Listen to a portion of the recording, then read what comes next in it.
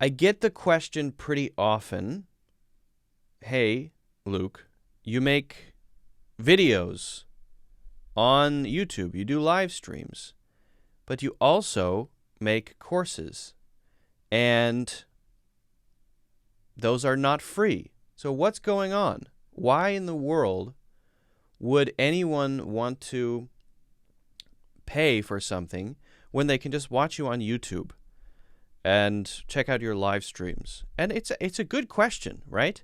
So I thought I would just talk about this a little bit. I know it's kind of an awkward thing, but I kind of want to just respond to this and answer that question, because I think it's something that might be on a lot of people's minds, and I think there is a good reason. So I kind of want to go over the reasons why, or the reasons why anyone, not even you, I'm not even saying, oh, you should go buy my courses. If you want to, you can, that's fine. But I want to talk about why someone would, and not necessarily only for my courses, right? But also anyone's courses. Why would anyone pay money to learn anything when you can find the stuff that you need, right, for free on Facebook or YouTube, and there are videos everywhere? Why? And I do, by the way, I am a paying learner of many services. I use Masterclass, I use Udemy, I'm on Skillshare. I'm a paying student, and also I watch videos on YouTube. I do both. So I want to talk about the reason, sort of free versus paid. Is there a difference? Is there any difference? And I think the answer is yes, otherwise I wouldn't talk about it. But what are the differences? So let's explore that a little bit. I think the first, and maybe the most important, is focus. Right. So when I make a video about something, or when I'm talking about a specific topic, right, I'm thinking about several things. I'm thinking about, I want this video to be useful, yes, but I also want this video to get a lot of views. And I also want to make sure this video isn't too long, so that people will click on it. And I also want to, so I'm thinking about 100 other things that don't have anything to do with learning. I'm thinking about that too, right? But they don't only have to do specifically with learning. And so when you're watching things on YouTube, just know that the motivation of that video is not only, let me make something that's just going to help you. That is part of it, of course. But there are all these other things that are being considered. The title of the video, how to get clicks, all of that sort of self-centered sort of thing. And that is also kind of true for courses, but the only purpose of a course is to provide valuable learning content. That's the purpose of a course. So it's incredibly focused on one goal, providing value to the learner. It's not about, how many people are going to click on this? Or, is it the right length? Do I have to add these little bits to get people to keep watching and trick them into continuing watching? Well, you don't need to do that nearly as much in a course. It can be very focused on what you're trying to do, provide value to the learners. So that's one, and I think that's a pretty big one. But also structure. This may be even bigger, to be totally honest with you. It may be bigger.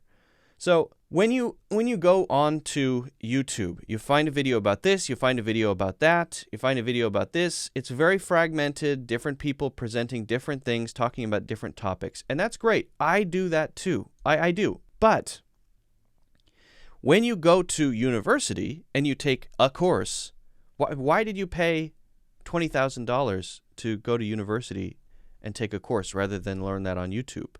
Some of you might say, well, I guess you don't have to. But there's something about the structure of the content and the way that it's presented. There is a method behind it that is not a short-term method, but is a long-term method, lesson after lesson, being in a specific structure, following a specific order, presented in a specific way. because these people are professionals, right?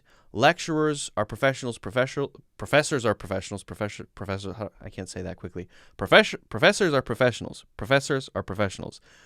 There's a method behind it that makes learning much more effective and efficient. So for example, when I'm building a course, rather than just thinking of a topic and talking about that, I'm spending months, 2 months on one course, writing it out, arranging things, making sure that the structure is perfect to maximize learning. And it's continuous rather than being fragmented a little bit here and there. It's all organized and packaged and neat in order. First you do this and then you do this. And if you do it in this order specifically, then it's going to have more impact. And that's what teachers who teach courses on Udemy or Skillshare or whatever, or university professors, that's what they're doing. Order is very important. Structure is very important. It's not about only the content.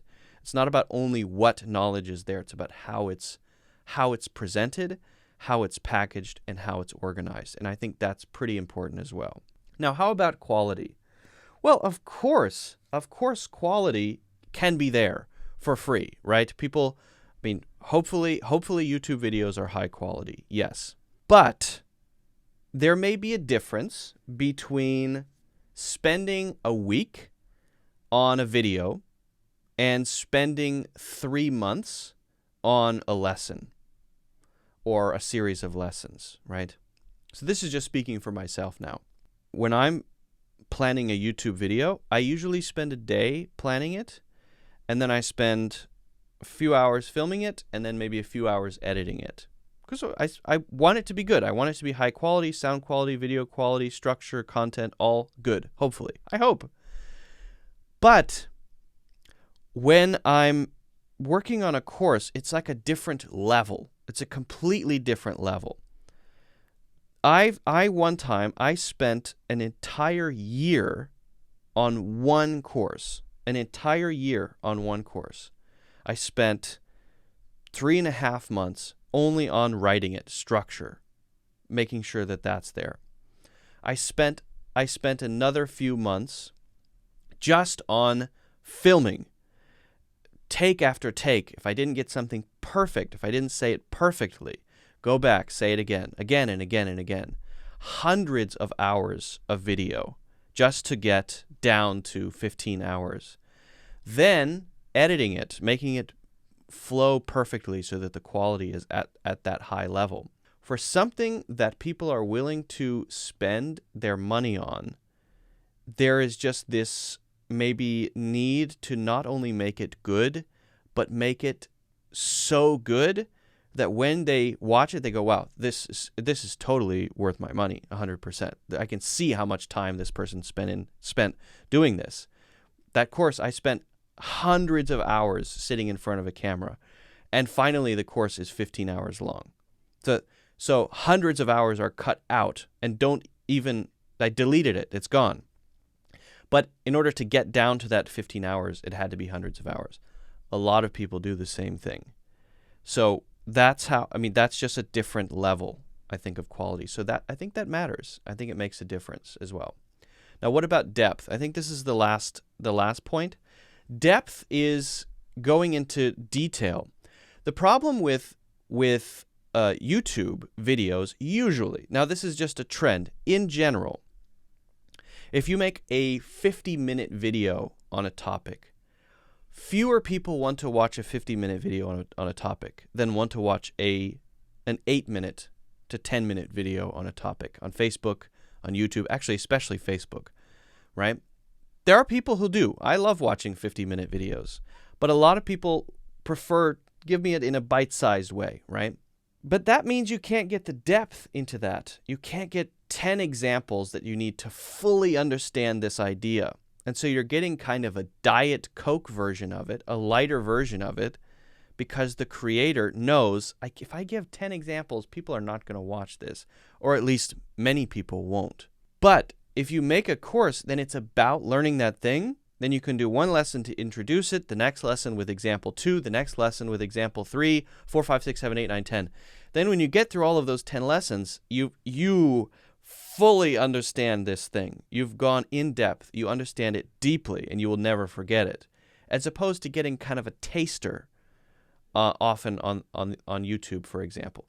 And again, there's great content out there, and you can get things that are in depth. But in general, a lot of people, especially when it comes to like English language learning, creators will favor making a simpler, shorter video because they know that more people tend to click on simpler, shorter videos with less detail than something that's really in-depth. So a lot of the in-depth stuff I talk about, I leave that for the courses. I don't even mention that here. I don't mention that in my videos. I don't mention that in my live streams. I don't even really talk about it that much. The in-depth stuff that's planned with examples and extremely complex, that stuff is in the courses. So that's just my sort of way of looking at the difference between these two things. I know it's pretty general and it's not true for everybody. You can find most of what you want for free, but consider those other factors as well. And at least from my point of view, that's what it is. So if you haven't already, guys, make sure you hit the like button. If you have any questions, let me know. Hit subscribe as well. And I've got to mention it, if you're interested in improving your English seriously, and you do want to check out something like a crazy 15-hour course that I spent hundreds and hundreds of hours making, then check out the link in the description. I think it's the first course up there. You're welcome to check it out, but if you don't, that's totally fine with me.